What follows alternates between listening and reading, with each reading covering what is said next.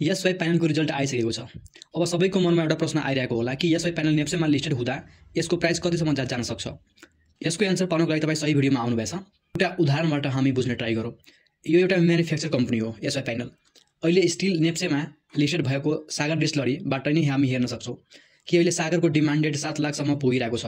एभरेजमा भन्दाखेरि 3 लाख डिमान्ड पुगिरहेको छ सागर डिस्टिलरीको। अहिले स्टिल पोजिटिभ सर्किट हानिरहेछ।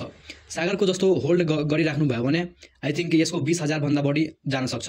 त्यसैले एसवाई प्यानलको पनि नेटवर्क राम्रो भएकोले ओपनिङ रेन्ज पनि 106 देखि 319 सम्म रहेको छ, जुन राम्रो नै हो।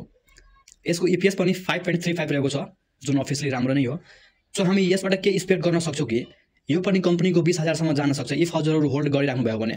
नत्र हजुरहरू सेल गर्न थाल्यो भने छेटी नै नेगेटिभमा यो पनि जान सक्छ। सो त्यही भएर अलि होल्ड गरौँ साथीहरू, धेरै सेल नगरौँ। अहिले नेप्सेमा लिस्टेड भएको कम्पनीहरूलाई हामी हेरेर मूल्याङ्कन गर्न सक्छौँ। धरम खोलाको पनि त्यस्तै अहिले नेगेटिभमा छ। माउबिलिङको पनि त्यस्तै अहिले नेगेटिभमा छ। उनीहरू किन नेगेटिभमा छ भने उनीहरू होल्ड गर्न सकेन। तपाईँहरू होल्ड गर्नु साथीहरू, जतिजना पनि पढेछ सबैलाई बधाई छ। र लास्टमा एउटा रिक्वेस्ट छ कि फलो पनि गरिहाल्नु होला साथीहरू।